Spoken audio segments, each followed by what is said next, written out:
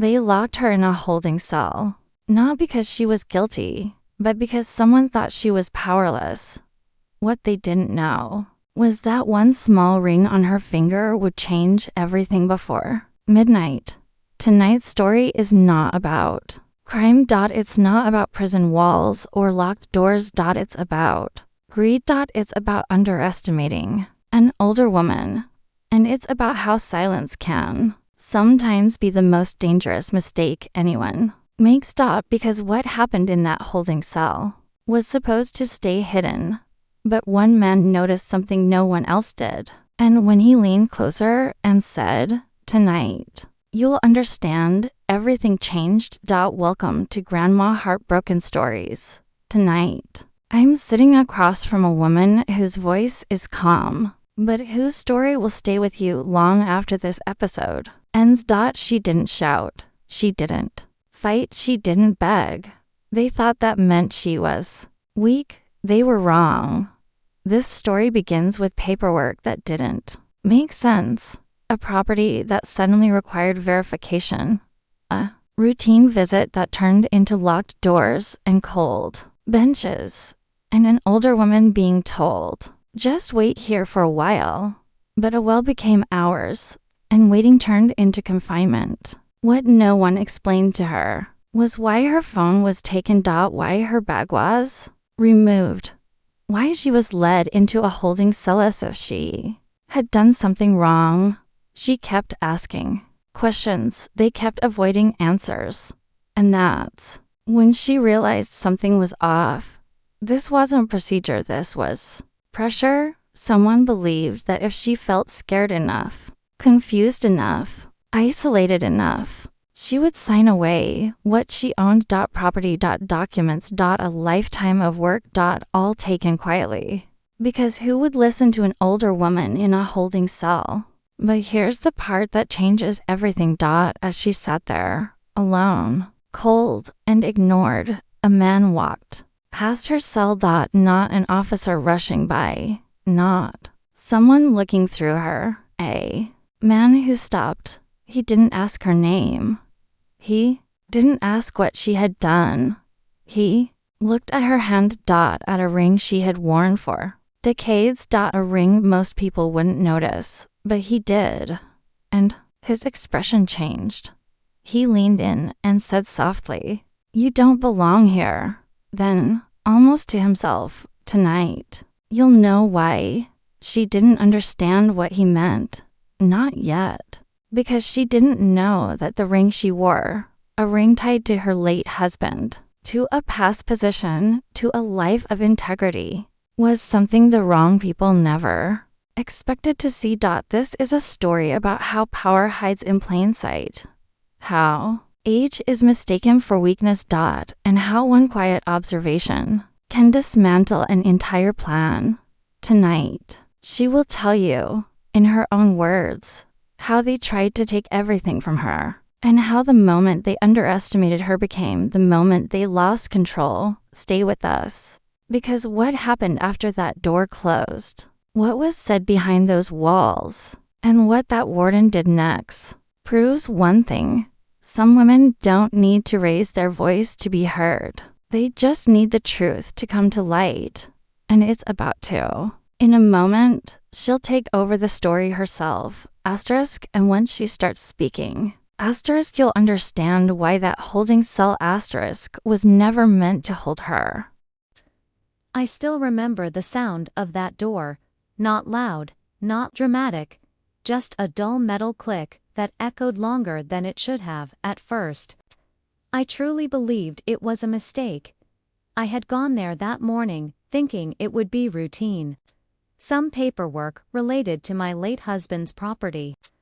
A signature, a verification, maybe a short wait. I even remember telling myself to be patient. Offices are always slow. They asked me to sit. Then they asked for my phone. That's when my stomach tightened. I asked why. They said, "Procedure." That word gets used a lot when people don't want to explain themselves. My bag was taken next. Then, my documents. They said they needed to check something. No one would meet my eyes. Everyone spoke politely, too politely, and then a man hadn't seen before told me to follow him. We didn't go to another desk. We didn't go to an office. We walked down a narrow hallway where the walls felt closer with every step. That's when I realized something was wrong. I asked, "Where are we going?"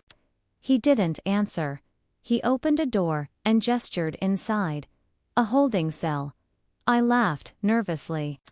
I actually laughed. I thought it was some misunderstanding so obvious it would correct itself. "I think you've made a mistake," I said. He avoided my eyes and closed the door. That sound, the lock, changed everything. I stood there for a long moment, unsure what to do. There was a bench, cold and bolted to the wall. The air smelled like disinfectant and old metal. No windows. No clock. Time became something I could only guess. Minutes passed. Then more. I knocked once, no answer. I sat down and tried to slow my breathing. I told myself not to panic. I told myself I had done nothing wrong. But confusion is a dangerous thing. It makes even innocent people doubt themselves. Finally, someone came, not to explain. To pressure. They said there was an issue with the property records. That signatures didn't match. That things could get complicated. Then came the sentence that made everything clear. "This can be resolved quickly. If you cooperate." Cooperate. I asked what that meant. They placed documents in front of me. Papers I had never seen. Clauses I didn't recognize. Pages filled with legal language designed to exhaust, not inform. I asked for a lawyer. They smiled. They said, "Let's not make this difficult." That's when I understood. This wasn't about verification. This was about control. They believed if they isolated me long enough, I would sign just to leave. That fear would do the work for them. But fear wasn't what I felt. What I felt was disappointment. Disappointment that someone believed my age made me easy. I sat there quietly. I didn't argue. I didn't cry. I simply refused to touch the papers. Hours passed. My mouth was dry. My back ached. My thoughts wandered to my husband, to how careful he always was with details. To how he told me once, "If anyone ever rushes you, stop immediately." That memory steadied me, and that's when he walked by. The man you already heard about. He wasn't rushing. He wasn't talking. He was observing. He slowed down when he reached my cell. He looked at me, then at my hand at the ring. I had never taken off since my husband passed. His eyes narrowed slightly, not suspicious, but surprised. He stepped closer. "You've been here a long time," he said quietly. I nodded. He didn't ask what I had done. He asked, "Who brought you in?" I told him. He straightened. Then he said the words that still echo in my ears. "You don't belong here." And as he turned to leave, he added, softly, "Tonight, you'll know." I didn't understand then, but I would. Very soon. Because what that man realized in that moment, from a single ring, was something the people pressuring me never considered. And once he made a call behind those walls, nothing stayed quiet anymore. When he walked away, the silence felt different. He hadn't promised me anything. He hadn't unlocked the door. He hadn't raised his voice. But something in his eyes told me he had seen enough. I sat there, hands folded in my lap, staring at the ring that had caught his attention. I had never thought much about it before. It wasn't flashy. It wasn't valuable in the way people usually mean, but it carried a history. My husband wore the same design for decades. He rarely talked about his work, but I knew enough to understand that certain symbols meant something, not to everyone, but to the right people. I never imagined it would matter again. Footsteps passed my cell several times after that. No one stopped. No one spoke. But the tension in the air had changed. Voices in the hallway sounded sharper, shorter, less relaxed. Something was happening. Eventually, the same man who had brought me in returned. He was no longer smiling. He asked me again to sign the papers. I asked again to make a phone call. This time, his response was clipped. "Just cooperate," he said. That word again, cooperate. I looked at the documents carefully. They were transferring ownership. Not temporarily, not conditionally, permanently. Everything my husband had left me, I pushed them back across the table. "I will not sign anything," I said. He leaned closer, lowering his voice. "You don't want to stay here overnight?" I met his eyes. "I can stay," I replied. He wasn't expecting that. People like him rely on urgency, on fear, on the belief that no one will hold their ground long enough. He left abruptly. Time passed again. Longer this time. Then the door opened. Not my cell door. The main door, And in walked the man who had noticed my ring. He wasn't alone. 2 others followed him. Their posture was different, straighter, more alert. The atmosphere shifted instantly. The man who had pressured me earlier stood to the side now. Silent. The warden, I would later learn that was his position, approached my cell. He didn't rush. He didn't apologize yet. He simply asked, "May I speak with you?" I nodded. The door opened. Fresh air hit my face like relief. He guided me to a small office, offered me water, told me to sit. Then he asked one question. "Who is your husband?" I told him. The change was immediate, not dramatic, but unmistakable. Recognition. Respect. And something else, concerned. He leaned back slightly, and said quietly, "This should not have happened." He excused himself. Through the thin walls, I could hear voices rising, papers shuffling, someone speaking quickly, defensively. When he returned, his tone was calm, but firm. "You will not be signing anything today," he said, "and you are free to leave." I asked why I had been held. He chose his words carefully. "There was an attempt," he said, "to resolve a matter improperly." Improperly. That was his way of saying illegally. Before I left, he looked at my ring again. "Your husband was a good man," he said, "and his name still carries weight."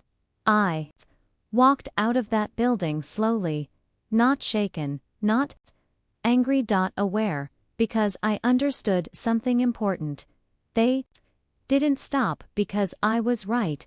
They stopped because I was recognized. And that thought stayed with me long after I got home.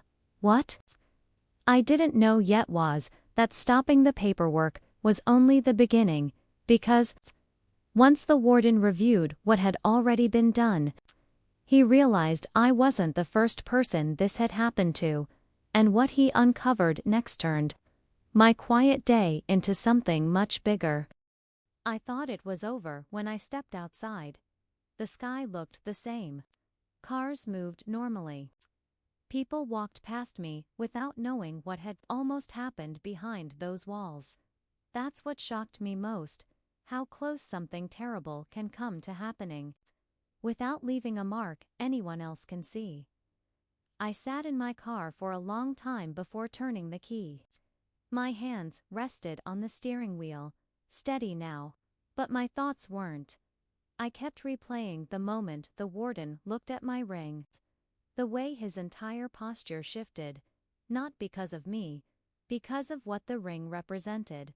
On the drive home, my phone rang. It was the warden that surprised me. He said he wanted to make sure I reached home safely. Then he said something that made my chest tighten again. "There are things you should know," he said, "about why this happened." I pulled over. He told me that the office I had visited wasn't acting alone. That there had been complaints before, quiet ones, confusing ones, people who came in for verification and left having signed documents they didn't fully understand. Most didn't realize until it was too late. Property transferred, assets gone by the time they questioned it. The paperwork looked legitimate, clean, intentional. He said my case stood out for one reason. I hadn't signed, and someone noticed. I asked him why no one had stopped it earlier.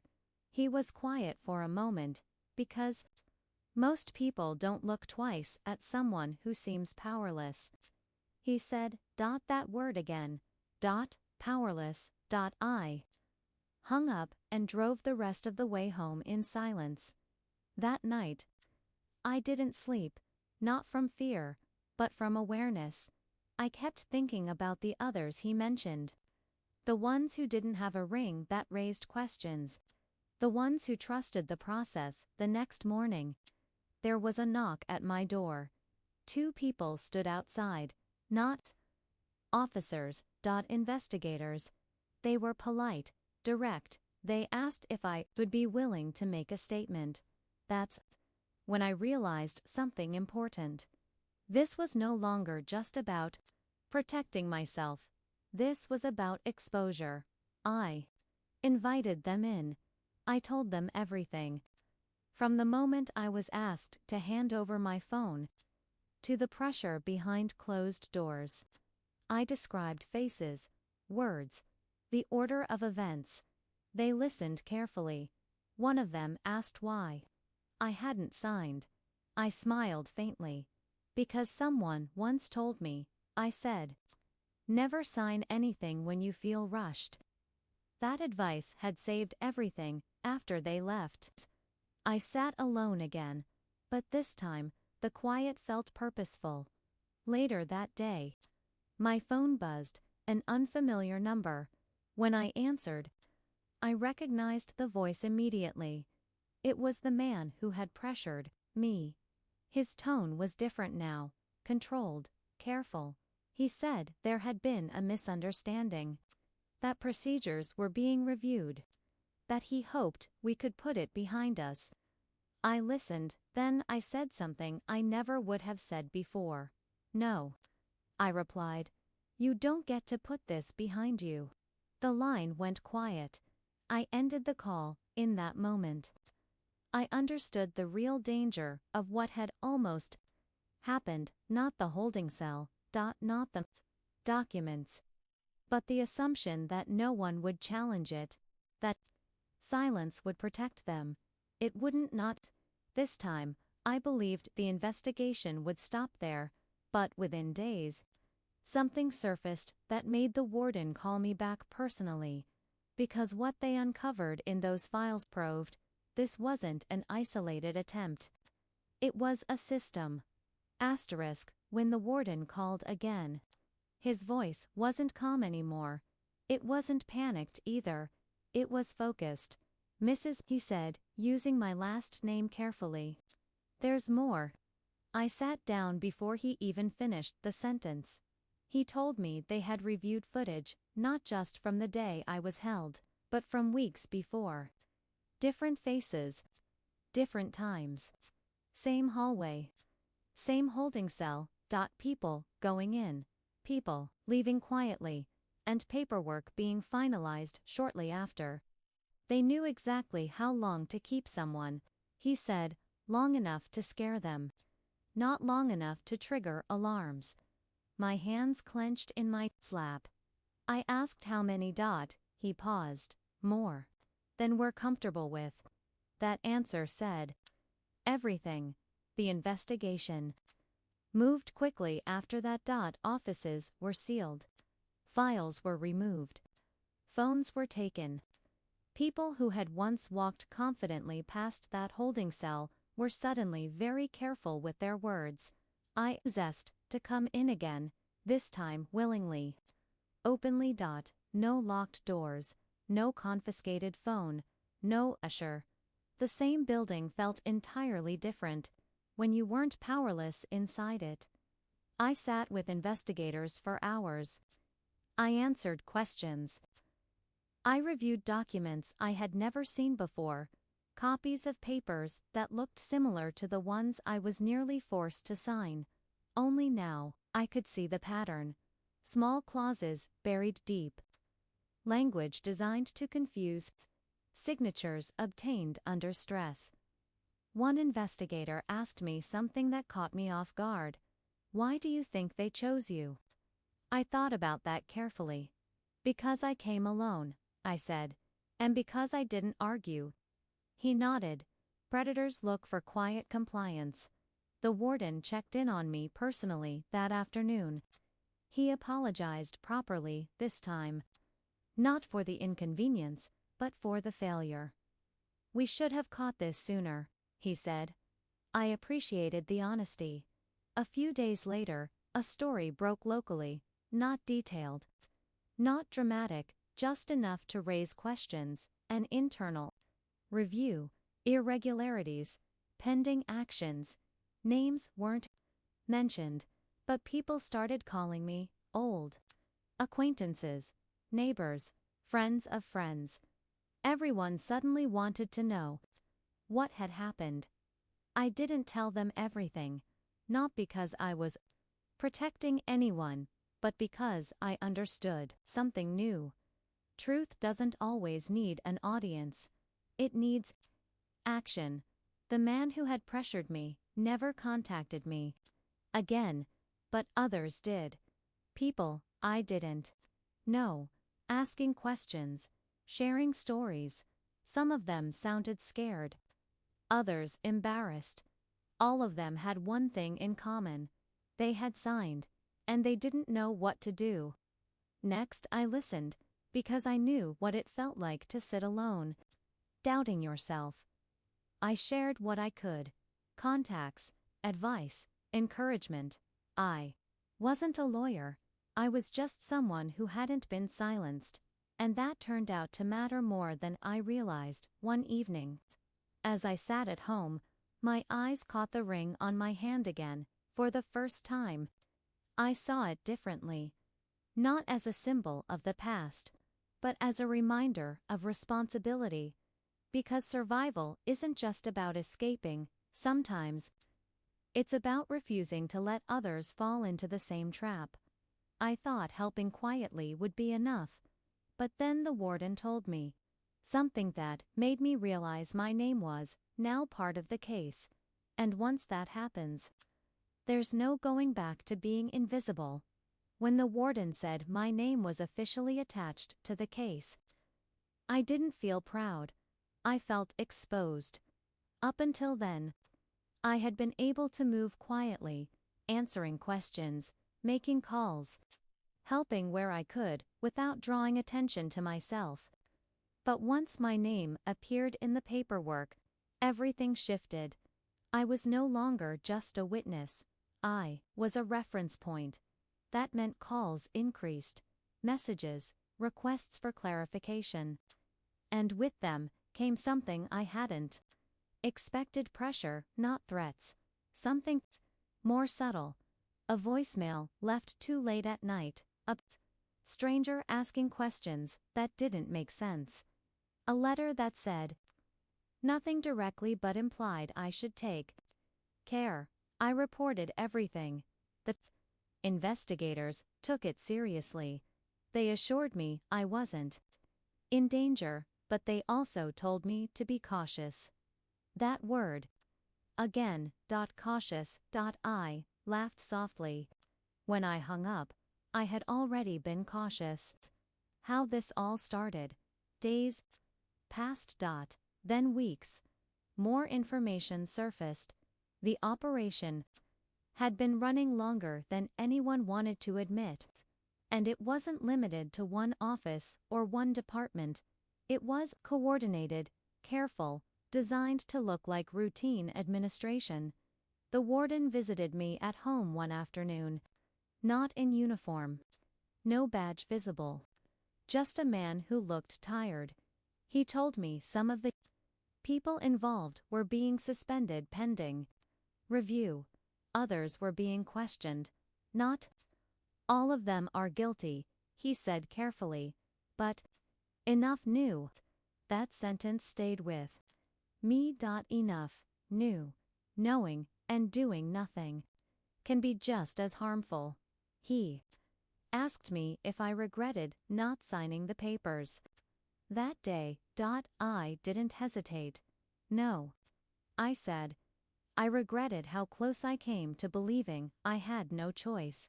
That night, I dreamed of the holding cell again, but this time, the door wasn't locked.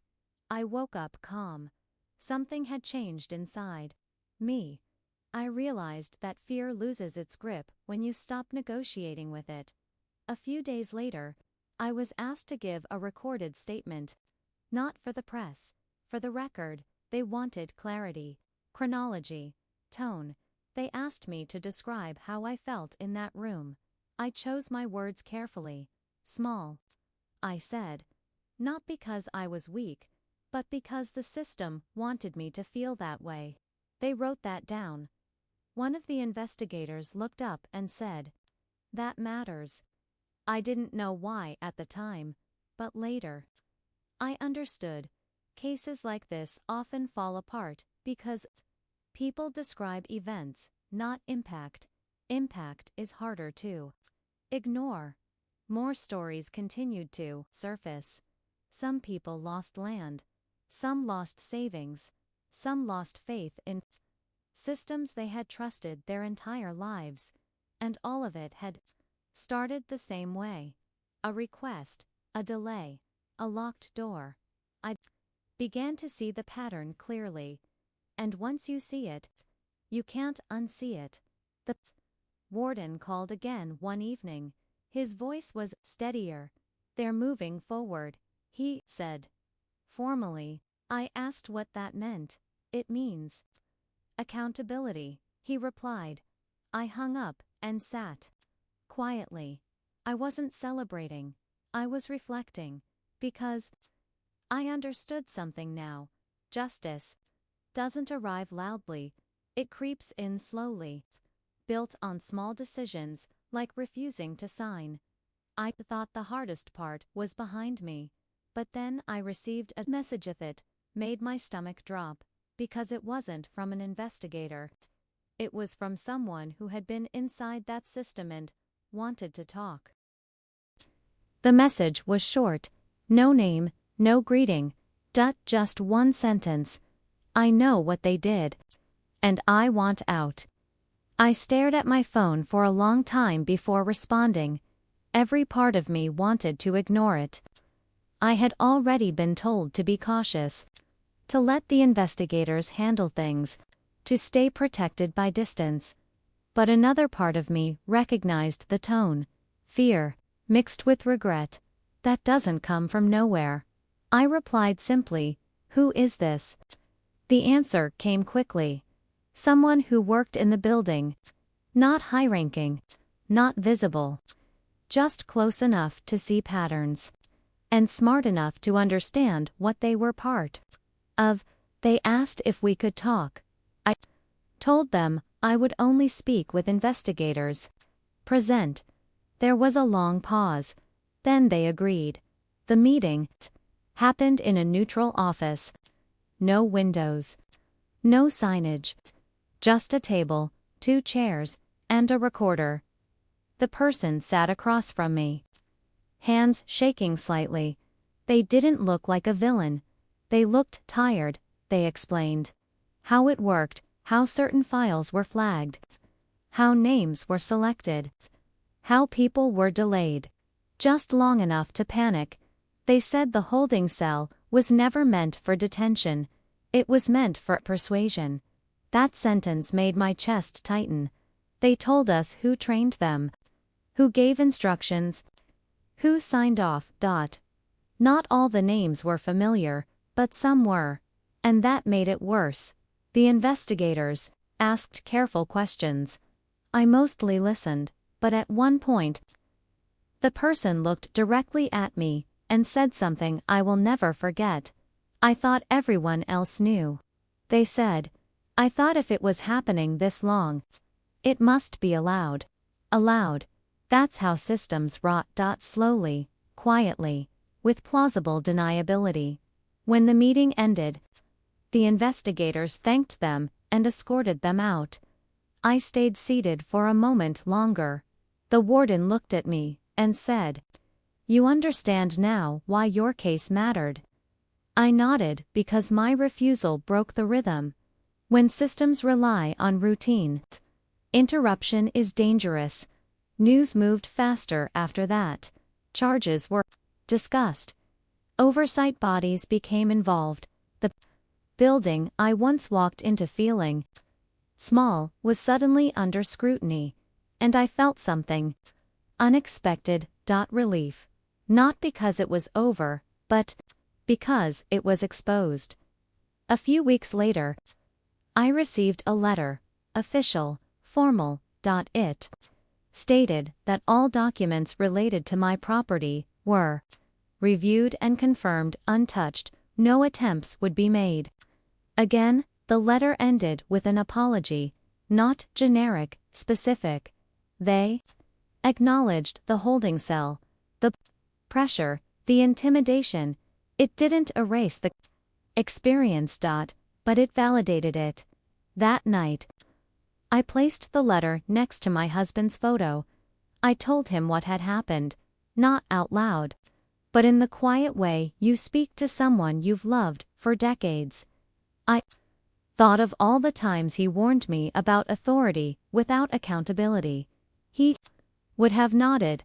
I slept well that night, but the story wasn't finished, because the final question still hadn't been answered. Why had the warden reacted so strongly to my ring? And what did he mean when he said, "Tonight, you know"?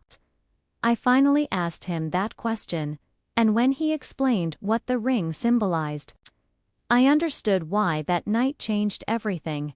I didn't ask him right away. Some questions carry weight, and I needed the right moment to hold it. It came unexpectedly. During a follow-up meeting meant to be routine, the warden and I sat across from each other again, but this time there were no files stacked between us, no investigators, just two people who understood the gravity of what had happened. Before we stood to leave, I finally said it. "You mentioned my ring," I told him, "and you said something that night. Tonight, you know. I need to understand what you meant." He didn't answer immediately. Instead, he looked at the ring again, not as an object, but as confirmation. Then he leaned back and exhaled slowly. "That ring," he said, "isn't common." I waited. "It was issued to a very specific group," he continued. "People who served quietly. People whose names don't appear in headlines, but whose influence stays long after they're gone." I felt my throat tighten. My husband had never spoken in detail about his work. I knew he carried responsibility, but he never wore it loudly. The ring had been a retirement gift. That was all he ever told me.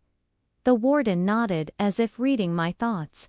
"Men like your husband," he said, "were trained to notice patterns and to leave markers, not for recognition, but for protection." I asked him why that mattered now. He folded his hands. "Because when someone like that leaves something behind," he said carefully, "it usually means they trusted someone to carry it forward."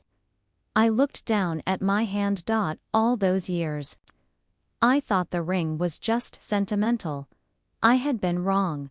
He explained that the symbol on the ring wasn't about rank. It was about accountability. People who recognized it understood one thing immediately. If this person was being treated unjustly, someone would eventually ask why, and that's what happened the moment he saw it. The warden realized something wasn't adding up. Someone with that connection wouldn't be brought into a holding cell over routine paperwork. It didn't fit.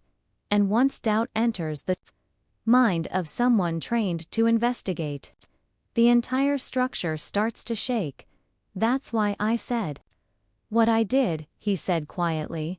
You deserved to know that you weren't alone anymore. I felt a strange mix of emotions, gratitude, sadness, and a deeper understanding of my husband, even in his absence. He had prepared for a world where systems fail, not with weapons, not with threats, but with symbols that reminded people to pause. I left that meeting feeling different, not empowered, grounded. The ring wasn't armor, it was a reminder that integrity leaves traces. Over the following weeks, consequences unfolded, not loudly, but firmly. Resignations, transfers, quiet removals, no public spectacle, just correction. I was told that holding cell would be reviewed, possibly eliminated altogether. That alone felt like something meaningful, because fewer doors mean fewer chances for abuse.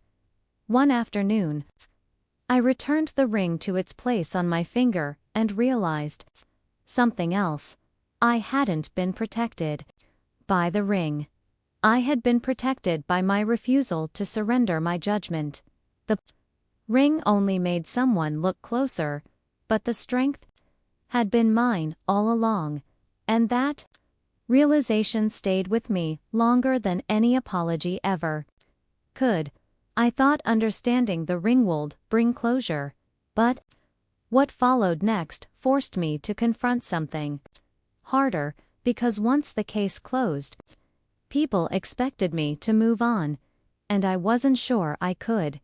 When people tell you it's over, they usually mean they are ready to stop talking about it. Closure, I learned, is often more convenient for observers than for the one who lived it.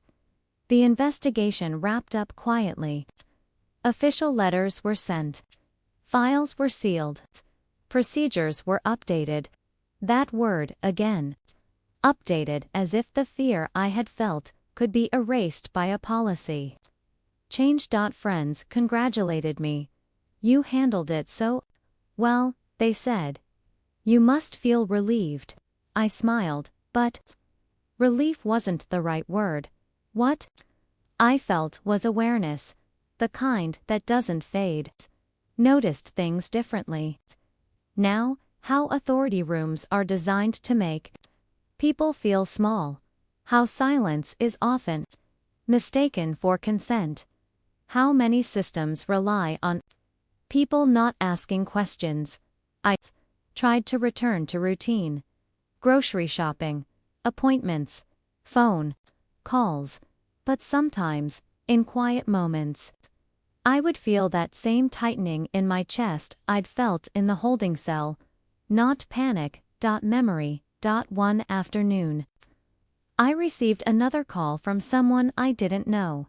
A woman. Her voice trembled. She had heard my name through a neighbor of a neighbor. She said she didn't know who else to call. Her husband had passed away. She had been summoned to an office for clarification. Her story mirrored mine so closely that I had to sit down. Different building, same process. She hadn't signed yet. She asked what she should do. I didn't hesitate. Don't go alone, I told her. And don't sign anything under pressure. She cried quietly. That call was the first of many. I didn't ask for this role, but it found me. I realized that while my case had ended, the behavior hadn't disappeared completely. It had just adapted. Systems don't collapse overnight, they retreat. I began keeping notes, names, patterns, phrases, not to investigate, but to understand. The more I listened, the clearer it became. What had happened to me wasn't rare, it was just rarely interrupted. One evening, I stood in front of the mirror and studied my reflection. I didn't see a victim. I saw someone who had crossed an invisible line. Once you recognize manipulation, you can't unknow it, and once you refuse it publicly, you become inconvenient. That thought didn't frighten me. It steadied me. I met the warden once more. Months later. He asked how I was doing. I answered honestly. "I'm different," I said. He smiled slightly. "That's usually the outcome," he replied, before we parted. He said something that surprised me. "You reminded us why oversight exists," he said. "Not because of who you were connected to, but because you asked the right questions. That mattered more to me than anything else, because it meant the lesson wasn't about privilege, it was about awareness." As time passed, calls slowed, life settled, but something inside me remained alert, not suspicious, prepared. I stopped assuming that silence meant safety, and I stopped assuming that compliance meant protection. I had learned the cost of unquestioned authority and the power of a single pause. I believed that lesson would be enough. Until one final encounter made me realize something deeper. Because sometimes the most dangerous moment is when people think the story is finished. The final encounter didn't happen in an office. It happened in a place so ordinary that it almost slipped past me. I was standing in line at a pharmacy, holding a small basket, thinking about nothing more serious than refilling a prescription. The day felt normal, comfortably forgettable. That's when I felt it. That subtle awareness, someone watching. I turned slightly and saw him. Not the man who pressured me, not the warden, someone else. His face tightened for just a second. When our eyes met, recognition. He recovered quickly, too quickly, but it was enough. He stood a few steps behind me, pretending to scroll through his phone. I could feel his attention without seeing it directly. Old instincts surfaced. I didn't react. I finished my transaction calmly and stepped aside. So did he. As I walked toward the exit, he spoke. "Mrs." He used my name. That was the first warning. I turned. He introduced himself as someone who had worked peripherally on the review. That phrase meant nothing and everything. He said he wanted to clear the air. I told him I was busy. He smiled politely. "I just want to say," he continued, "that not everyone involved had bad intentions." There it was, the soft defense. I nodded, waiting. He leaned closer, lowering his voice. "Sometimes processes get out of hand," he said. "And people like you misunderstand." That's when I felt it. Not fear, anger, slow and deliberate. I didn't misunderstand. I replied. I was locked in a room and pressured to sign away my property. His smile faded. He straightened. "That was unfortunate," he said. "But it's behind us now." Behind us. I looked him directly in the eyes. "It's behind you," I corrected. "I carry it." Silence hung between us. He hesitated, then said something revealing. "People like you should be careful about how visible they become." There it was. The threat disguised as advice. I didn't respond. I walked away. My hands shook only after I reached my car. Not because I was scared of him, but because I understood what he represented. The part of a system that doesn't vanish when exposed, it adapts. That night, I documented everything. Names, descriptions, words. I sent it to the investigators. They responded quickly. They took it seriously. But the encounter stayed with me. Because it proved something important. The danger wasn't the holding cell. It was the belief that intimidation would still work. It wouldn't. I had crossed that line already. Weeks passed without incident, but my awareness remained sharp. I no longer mistook politeness for safety. I no longer assumed distance meant disinterest, and I no longer believed that standing up once was enough. Resistance isn't loud, it's consistent. One evening, as I locked my door, I caught my reflection in the glass. I looked older, but steadier. I realized then that what they couldn't take from me wasn't my property. It was my clarity. I thought that encounter was the last ripple, until a letter arrived with no return address, and inside it was something that Simeon still wanted me silent. The envelope was plain, no logo, no return address. My name written carefully, as if someone had practiced. I stood at the door for a moment before opening it, not from fear, but from instinct.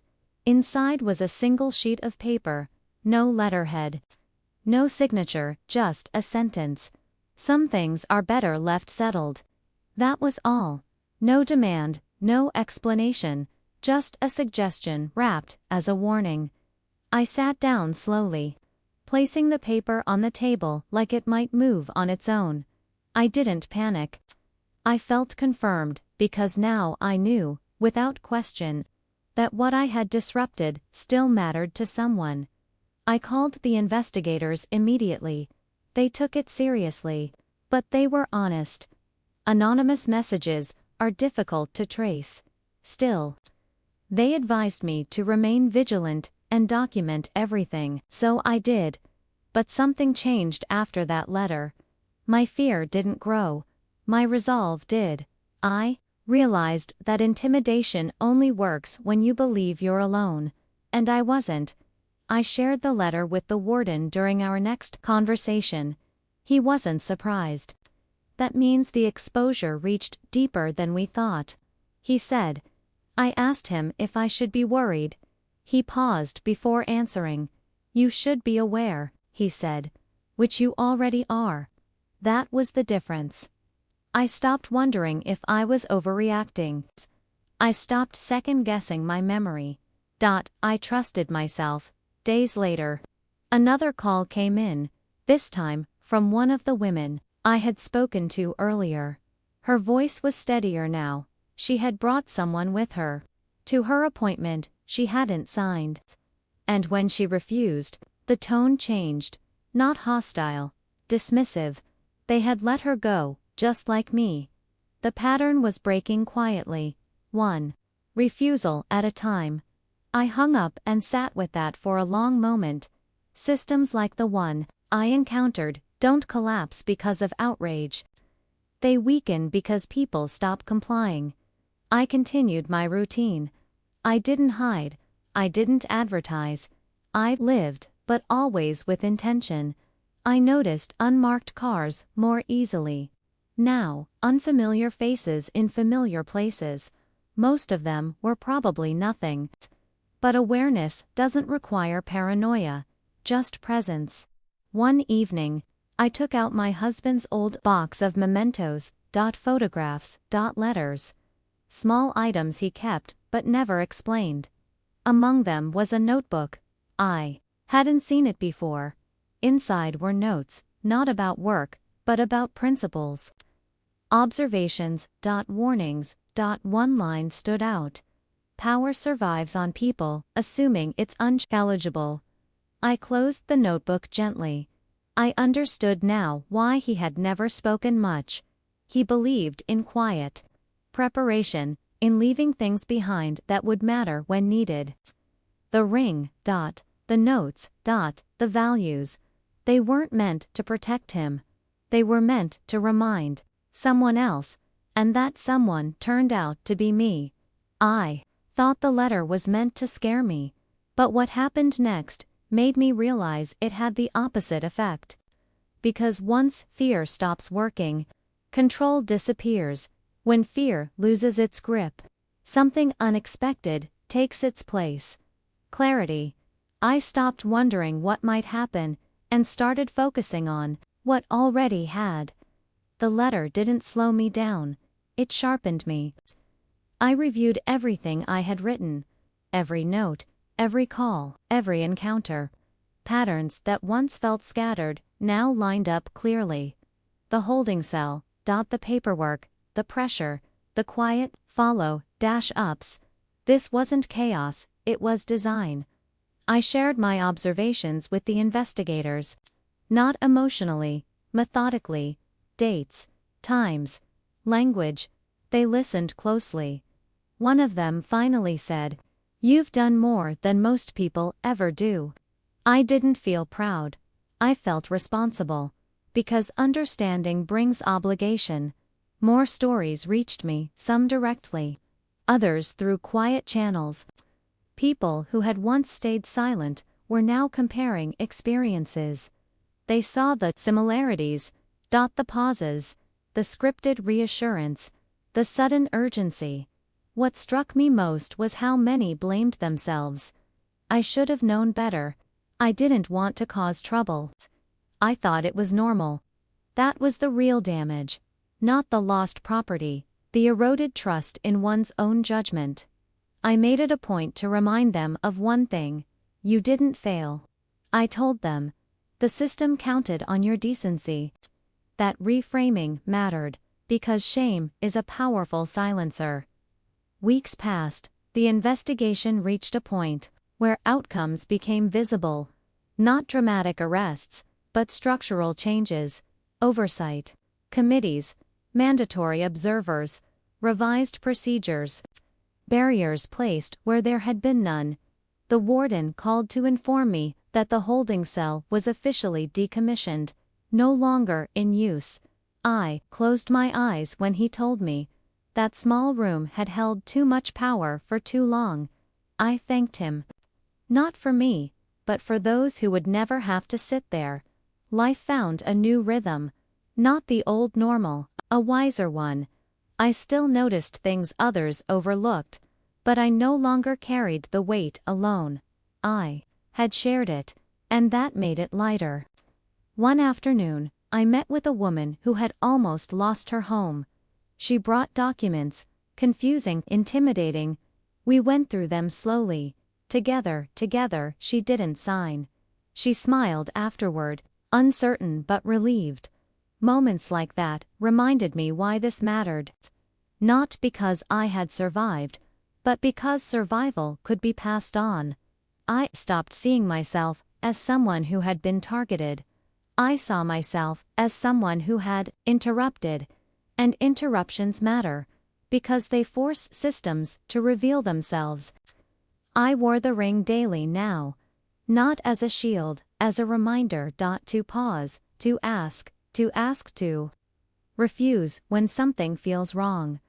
I believed the changes would hold, until one final discovery showed me how close everything had come, disappearing without a trace. And that nearly changed how I saw justice forever. The discovery came quietly, not through a dramatic call or an urgent meeting, but through a question that shouldn't have existed. One of the investigators contacted me late one afternoon and asked if I still had copies of the paperwork I'd been given that first day. I told him yes. He asked me to read a line aloud. I did. Then he asked me to read the same line from the archived file they had recovered. It wasn't the same at first. The difference looked small, almost insignificant. But it wasn't. The version I was given contained language that transferred ownership immediately upon signature. The archived version, the one stored internally, did not. Someone had altered the document after it left official channels. That meant something far more serious than procedural abuse. It meant intent. I sat very still as he explained what that meant. If I had signed, the version I held would have stood legally, even though it didn't match the official record. The discrepancy would have taken years to unravel, if it ever was. And most people wouldn't have noticed. That was the design. What would have happened to the original file? I asked. He hesitated. It would have been overwritten, he said. Eventually erased. That's when it hit me. This wasn't just about stealing property, it was about erasing resistance, making it look like nothing had ever happened. I asked how close they were to losing those records. He didn't answer immediately. Very said finally. The thought stayed with me long after the call ended. How many stories had vanished simply because no one knew what to look for? No paper trail. No proof. No voice left to argue. That night, I went through my own records again. Letters, notes, times, everything I had saved, not out of suspicion, but instinct. For the first time, I understood how fragile truth can be. It doesn't disappear loudly. It fades quietly when no one protects it. The investigators moved faster after that. Digital backups were secured. External reviews expanded. Independent oversight stepped in. What had nearly vanished was now preserved. But the closeness of that loss unsettled me more than anything else. Because it meant justice had almost slipped through unseen. I met the warden again. Shortly after, he looked relieved, but troubled. We were closer than I want to admit, he said. I believed him. I asked him why the system allowed documents like that to be altered so easily. He answered honestly. Because no one expected someone like you to stop the process. That wasn't a compliment. It was a confession. Systems often assume compliance. They aren't built to handle refusal. That's their weakness. I returned home that evening and sat in silence. I thought about all the moments in life when we're told to hurry, to trust, to sign, and how rarely we're encouraged to pause. I realized something else too. If the ring hadn't caught his attention, if I hadn't refused, if one person hadn't looked twice, none of this would exist. Not the investigation, not the accountability, not the records, just absence. That realization didn't make me proud. It made me sober, because it showed me how thin the line is between justice and disappearance. I believed securing the records meant the danger had passed. But what I learned next proved that evidence alone doesn't end a story, because someone still had one last move to make. Asterisk.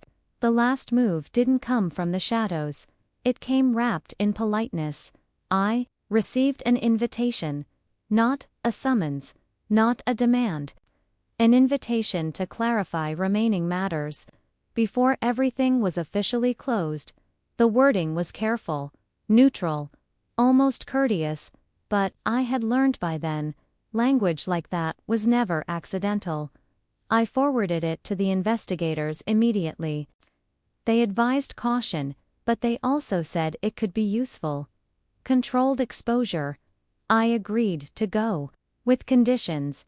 The meeting would be recorded. Observers present. No private conversations. They accepted. That alone told me something. When I entered the room, it looked different from the holding cell. Brighter, larger, comfortable. That was intentional too. 3 people sat across from me. 2. I recognized, 1, I didn't. They spoke calmly, almost sympathetically. They acknowledged that mistakes had been made. They thanked me for my cooperation. I corrected them. I didn't cooperate, I said. I refused. A pause followed. The unfamiliar man smiled thinly. He leaned forward slightly. What we want, he said, is resolution. That word again. Resolution usually means silence. They proposed something. A formal apology. A written acknowledgement. And in return, my agreement not to pursue further involvement. Not legally binding, just understanding. I looked at each of them carefully. I don't want compensation, I said. And I don't want recognition. They seemed relieved. I want transparency, I continued, and assurance that this doesn't continue under another name. The unfamiliar man's smile disappeared. That was the moment I knew. They hadn't expected that answer. He tried again. These processes are complex, he said. Public scrutiny can create confusion. There it was. Fear of light. I leaned back slightly and said something I hadn't planned. Confusion already existed. I said, "What you're afraid of is clarity." The room went quiet. They ended the meeting shortly after. No agreement reached, no closure granted. When I walked out, I felt lighter, not victorious, honest, because I understood something important. Closure isn't something you're given, it's something you choose not to accept on false terms. Later that evening, the warden called. "They won't push further," he said. "They know it won't work." I believed him, not because they were suddenly ethical, but because they had lost leverage. Silence was no longer guaranteed. That night, I removed the ring and placed it beside my bed. Not out of fear, out of respect, for the quiet strength it represented, for the man who had taught me, without words, that integrity isn't loud, but it's durable. I slept peacefully. I thought refusing their offer was the final chapter, but the story wasn't finished yet, because the real ending was never about them. It was about what came after. What came after didn't arrive as drama. It arrived as quiet, the kind of quiet that settles only when something heavy has finally been set down. Days passed without calls, without letters, without subtle reminders that someone was watching. For the first time since that day in the holding cell, my phone felt like just a phone again. I returned to ordinary routines, not to escape what had happened, but to reclaim what had been interrupted: morning tea by the window, short walks in the afternoon, sorting through old papers I'd ignored for years. And in those moments, I noticed something surprising. I wasn't tense anymore, not guarded, just present. That's when I understood what the real cost had been. Not the fear, not the paperwork, not even the threat. It was the temporary loss of trust in my own instincts, and now that trust had returned, stronger than before. I received confirmation weeks later that the case was officially closed. Final reports submitted. Oversight recommendations implemented. No further action required. That phrase, "no further action required," once would have bothered me. Now, it didn't, because I knew what had already been done. Doors had been shut, permanently. Records preserved, patterns exposed, and more importantly, people had learned to pause. I met the warden one last time, not in an office, but over coffee. He looked lighter. "So do you," he said. I smiled. He thanked me again, not formally, but personally, for reminding us, he said, that authority only works when people stop questioning it. Before we parted, he asked me something unexpected. "If you had signed that day," he asked, "do you think you would have fought later?" I thought about it carefully. "No," I said honestly. "I think I would have blamed myself." He nodded slowly. "That's what we're trying to prevent," he said. On my way home, I thought about all the women who had called me, the ones who hesitated, the ones who almost signed, the ones who didn't. Their voices stayed with me, because they were never asking for courage. They were asking for permission, permission to trust themselves, and that, I realized, was the quiet gift of what had happened. not justice. Permission. One evening, I stood in front of the mirror again. I didn't look younger. I didn't look stronger. I looked certain, and certainty is rare. I placed the ring back on my finger, not because it protected me, but because it reminded me of a truth I would never forget. Systems depend on speed.